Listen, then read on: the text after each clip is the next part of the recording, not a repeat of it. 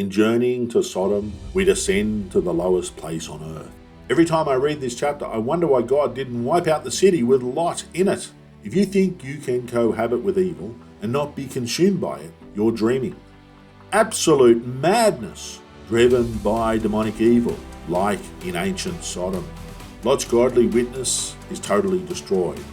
God's metaphoric finger is hovering over the button of obliteration. It's sayonara Sodom, goodbye Gomorrah, and farewell floodplain families. Escape for your life. Run from sodomite cities and churches. Don't look back. And don't settle for small places of iniquity. There's something about a second glance that leads us capitulating to the pool of what we left behind. She represents for us hollowed out, compromised, liberal, fake Christianity, whose end is multi-flavoured destruction. The sorry story of Lot's life is a warning tale to Christians. Genesis 19 is a stunning diversion from the faith journey of Abraham. In Genesis 17, we were in the high spiritual mountaintops. In journeying to Sodom, we descend to the lowest place on earth, both geographically and spiritually. Of note, it's the practice of homosexuality the Bible unambiguously condemns, not the orientation. If this is something you struggle with, run to Jesus for strength to hold fast against this deviancy, which, once surrendered to, will twist your very personality. No practicing homosexual will inherit the kingdom of God. The sin is not in temptation, but in yielding to it. Sodom was a literal place, but it also symbolises to us the end stage of a culture. Once a society descends to the moral depravity of Sodom and Gomorrah, it's finished. Ezekiel 16 adds additional Bible commentary on the sins of Sodom. Not just rampant sexual perversion, but also pride, overeating, and idleness. I don't want to spend more time than is necessary sifting through the vile filth of the worst of humanity, so let's efficiently traverse this explosive chapter. Chapter 19, verse 1. Now the two angels came to Sodom in the evening, and Lot was sitting in the gate of Sodom. When Lot saw them, he arose to meet them, and he bowed himself with his face toward the ground. And he said, Hear now, my lords, please turn into your servant's house, and spend the night, and wash your feet. Then you may rise early and go on your way. And they said, No, but we will spend the night in the open square. But he insisted strongly. So they turned into him and entered his house. Then he made them a feast and baked unleavened bread, and they ate. Lot originally turned his eyes towards Sodom. Then he pitched his tent towards Sodom. Then he moved into Sodom. Now he was a judicial leader in Sodom. Sitting in the gate speaks to this detail. The city gate was the courthouse. What are you spending your time thinking about? What do you watch on TV, phone, or computer? The things you're spending time thinking about and looking at are the things you often end up investing your life in. 2 Peter 2 says, Lot was a righteous man, but he'd compromised himself deep into the filthiest of pig pens. Lot was a leader in one of the most evil cities to have ever existed. All because he originally turned his eyes towards this city and made a carnal, fleshly choice. But we glimpse moments of righteousness. Like Abraham, Lot immediately recognized heavenly men. He bows as Abraham did, offers hospitality, washing of feet, and a generous meal. But over and above Abraham's hospitality, Lot forcefully offers lodgings, realizing the evils of his city and the after-dark dangers. Verse 4. Now before they lay down, the men of the city, the men of Sodom, both old and young. Don't miss these details. Men both old and young, teenagers and grey hairs, were in on this corruption. The depravity and filthy sexual perversion of this city was generationally corrupt. All the people from every quarter surrounded the house. Notice the totality of the perversion. All from every. Verse 5. And they called to Lot and said to him, Where are the men who came to you tonight?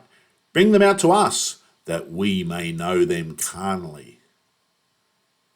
How could Lot possibly live in this wickedness?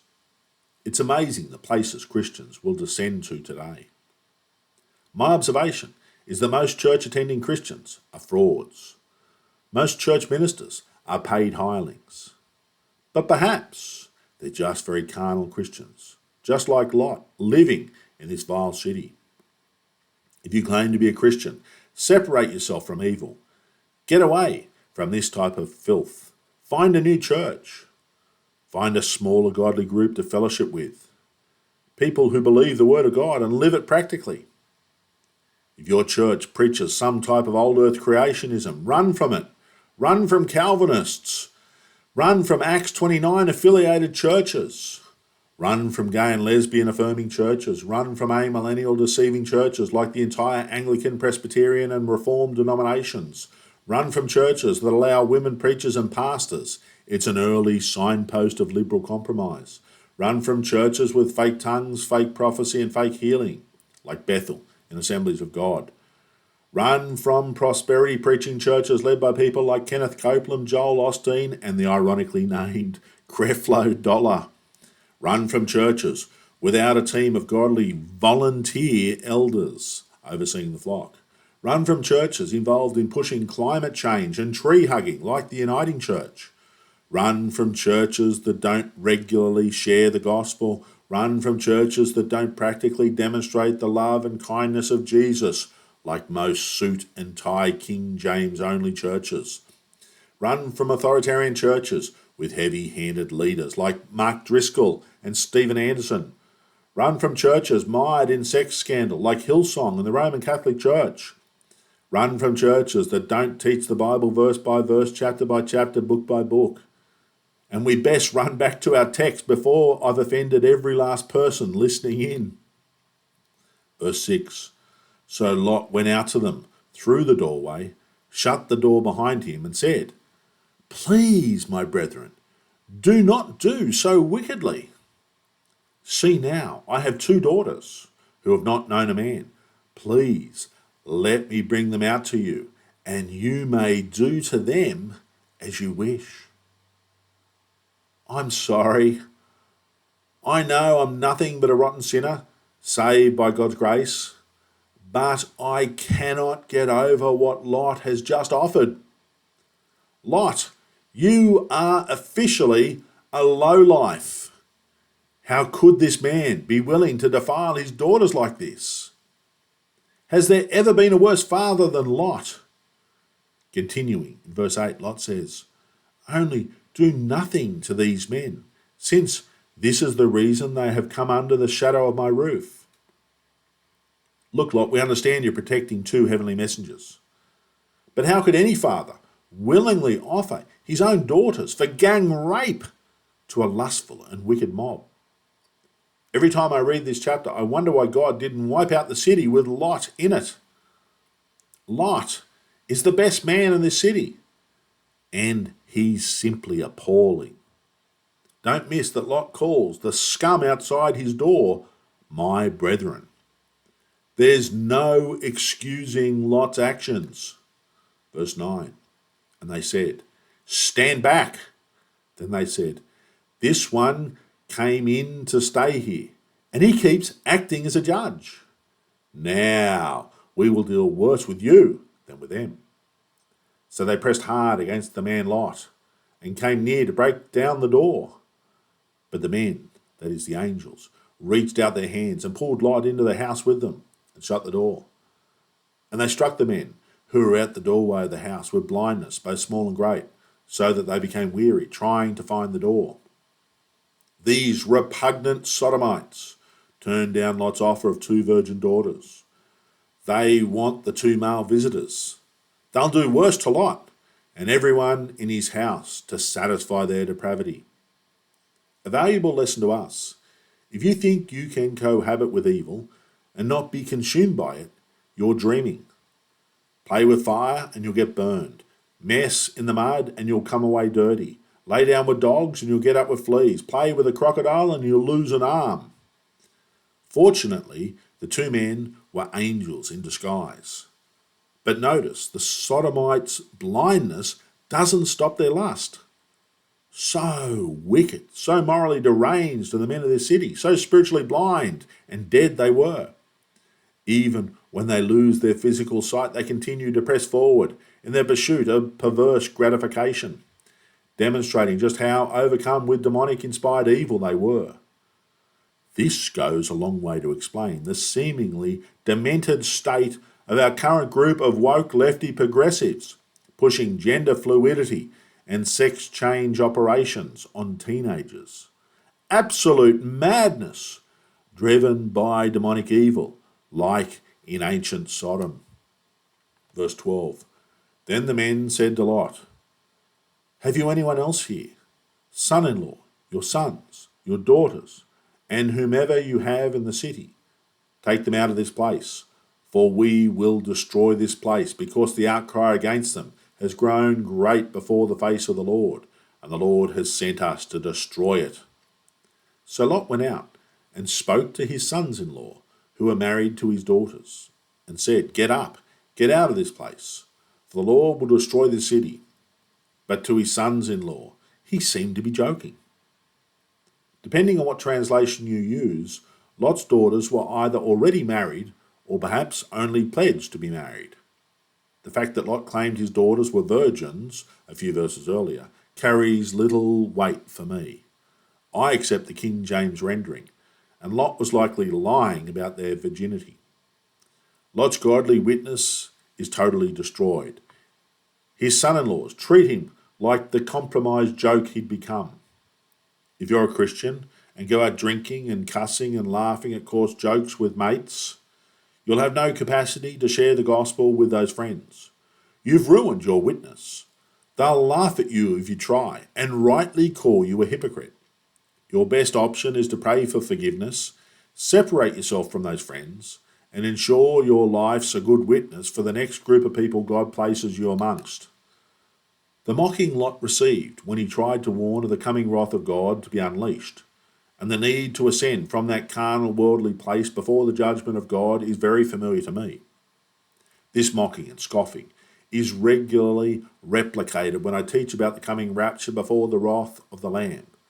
So-called Christians are some of the worst offenders, latter-day scoffers. Where is the promise of his coming? Creating straw men, false representations of what good biblicists teach, mocking and scoffing, even going to the extreme position of denying the rapture.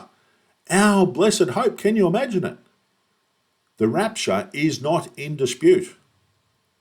Our day of translation, to meet Jesus in the air, is 100% certain. You're not a true believer if you deny this event. You'll be left on earth to confront the wrath of the Lamb if you haven't been born again. If you aren't looking forward to the day of our, let's use the word translation, in case the word rapture triggers you. Verse 15. When the morning dawned, the angels urged Lot to hurry, saying, "Arise, take your wife and your 2 daughters who are here, lest you be consumed in the punishment of the city." And while he lingered, the men took hold of his hand, his wife's hand, and the hands of his 2 daughters, the Lord being merciful to him. And they brought him out and set him outside the city. So it came to pass, when they had brought them outside, that he said, "Escape for your life.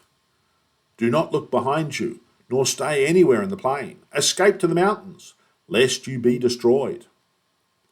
Then Lot said to them, "Please, no, my lords. Indeed now, your servant has found favour in your sight, and you have increased your mercy, which you have shown me, by saving my life. But I cannot escape to the mountains, lest some evil overtake me, and I die." What a hypochondriac. See now, this city is near enough to flee to, and it is a little one. Please, let me escape there. Is it not a little one? And my soul shall live. And he, that is the angel, said to him, See, I have favoured you concerning this thing also, in that I will not overthrow this city, for which you have spoken. Hurry, escape there, for I cannot do anything until you arrive there. Therefore the name of the city was called Zor. The more I read about Lot, the more rapidly my opinion of him descends. The angels told him the evening before, with a sense of immediacy, get out of the city. God's metaphoric finger is hovering over the button of obliteration. It's sayonara Sodom, goodbye Gomorrah, and farewell floodplain families. But Lot's so attached to this city and his material things in this city that he hasn't even packed a carry bag, let alone left, now as morning dawns. The angels have to mercifully and physically drag him out of the city. Time's up, mate. Get out of here. Even still, at this point, Lot's trying to negotiate with the angels. He's been told to get to the mountains, get out of the floodplain. Can't I just stay in Zor? It's just a little city. Lot probably had some resources in Zor, maybe a second house. Zor means small, and small-minded Lot chooses a place slated for destruction for his dwelling. A small city, evil, ripe for judgment and destruction. But God spares Zor due to hypochondriac Lot's pathetic whimpering. So many professed Christians dwell in their little Zor towns, far enough away from Sodom to just avoid destruction, but too worldly to live in the blessings of God. Christians, escape for your life. Run from sodomite cities and churches. Don't look back, and don't settle for small places of iniquity. Climb into the heavenlies, climb up to the mountaintops, soar like eagles. Don't settle for second or third best. Leave the carnal worldly things behind. Live separate from the carnal. Set your minds on things above. Focus your eyes on Jesus and the glory that awaits us. Verse 23. The sun had risen upon the earth when Lot entered Zor. Then the Lord rained brimstone and fire on Sodom and Gomorrah, from the Lord out of the heavens.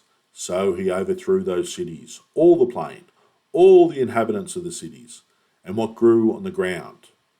But his wife looked back behind him, and she became a pillar of salt. Neither Lot nor his wife wanted to leave Sodom, but this judgment against Lot's wife speaks more of her heart than actions. I think Lot's behaviour was far worse than his wife, but Lot believed the angelic pronouncements. Lot loved his carnal possessions, just like Mrs. Lot did, but Lot believed the angelic prophecy. His wife did not. There's something about a second glance that leads us capitulating to the pull of what we left behind. She disobeyed the clear heavenly instructions. Her look back showed her heart, which remained in Sodom. She doubted the righteous judgment of God. She dies due to her lack of faith. She represents for us hollowed out, compromised, liberal, fake Christianity, whose end is multi-flavoured destruction. In the New Testament, Paul warned Timothy of such people when he wrote, But know this, that in the last days perilous times will come. For men will be lovers of themselves, lovers of money, boasters, proud, blasphemers, disobedient to parents, unthankful, unholy, unloving, unforgiving, slanderers, without self-control, brutal, despisers of good, traitors, headstrong, haughty, lovers of pleasure rather than lovers of God, having a form of godliness, but denying its power. And from such people turn away. Verse 27. And Abraham went early in the morning to the place where he had stood before the Lord. Then he looked toward Sodom and Gomorrah, and toward all the land of the plain, and he saw, and behold, the smoke of the land, which went up like the smoke of a furnace. And it came to pass, when God destroyed the cities of the plain, that God remembered Abraham, and sent Lot out of the midst of the overthrow, when he overthrew the cities in which Lot had dwelt. The fact that Abraham was able to look upon the city without turning into a pillar of salt shows there was no general prohibition against looking at the destruction of Sodom. God imposed that "don't look" rule upon the Lot family, as they had so intermingled their lives in this city. They needed stronger barriers to keep them from returning to this type of evil. Mrs. Lot was unwilling to leave Sodom behind her, whereas Abraham looks out of concern for Lot. He doesn't know, was Lot saved or lost? I know a good number of people, family members even. I wonder if they'll end in the smoke of God's judgment, or if God will be gracious, allowing them to be a brand plucked from fire. Verse 29 more or less confirms Lot only got out of Sodom as he was related to Abraham, confirming James's inspired teaching that the effective fervent prayer of a righteous man avails much. Verse 30. Then Lot went up to Zoar and dwelt in the mountains, and his 2 daughters were with him, for he was afraid to dwell in Zoar. And he and his 2 daughters dwelt in a cave. Now the firstborn said to the younger, Our father is old, and there is no man on the earth to come in to us, as is the custom of all the earth. Come, let us make our father drink wine, and we will lie with him, that we may preserve the lineage of our father. So they made their father drink wine that night. And the firstborn went in and lay with her father, and he did not know when she lay down or when she arose. It happened on the next day that the firstborn said to the younger, Indeed, I lay with my father last night. Let us make him drink wine tonight also, and you go in and lie with him, that we may preserve the lineage of our father. Then they made their father drink wine that night also, and the younger arose and lay with him, and he did not know when she lay down or when she arose. Thus both the daughters of Lot were with child by their father. The firstborn bore a son and called his name Moab. He is the father of the Moabites to this day. And the younger, she also bore a son and called his name Ben-Ami. He is the father of the people of Ammon to this day. The less said about these final 9 verses, the better. Though I feel compelled to point out God doesn't approve of these horrific sins. This is a record of what happened, not what God approved. The sorry story of Lot's life is a warning tale to Christians. Don't intermingle your life with sinners. Don't compromise your walk with the Lord. Lot lost his wife and all his material things. He escaped with the clothes on his back, which had a sulphur-like waft. Likewise, by the grace of God, some Christians will slide into heaven, smelling of smoke, all their earthly possessions, wood, hay, and stubble, consumed at the bema seat of Christ. At the conclusion of 2 of the great Genesis narratives on divine judgment, Sodom and the flood, both patriarchs fall into the sin of drunken lewdness in the presence of their children, resulting in grave consequences, effectively demonstrating they were little better than those who perished in the judgments they were spared from. It's important to remember, Jesus said his second coming would be at a time as it was in the days of Noah and Lot. Noah's days were days of violence. Today we see violence, war, and out-of-control homicide. There are so many hot wars today, the news doesn't report most of them. And we've just read about the detestable, out-of-control, loud and proud homosexual perversions of Lot's day.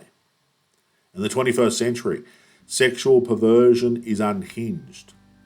Hetero and homosexual abhorrencies, plus gender-bending, non-binary debauchery. We do indeed live in times of extreme violence and unprecedented sexual depravity. So surely the rapture is imminent. Let's conclude this message on a positive note, quoting from Paul's letter to the Philippians. Brethren, I do not count myself to have apprehended, but one thing I do, forgetting those things which are behind, and reaching forward to those things which are ahead, I press towards the goal for the prize of the upward call of God in Christ Jesus. Until our next study, may God richly bless you all.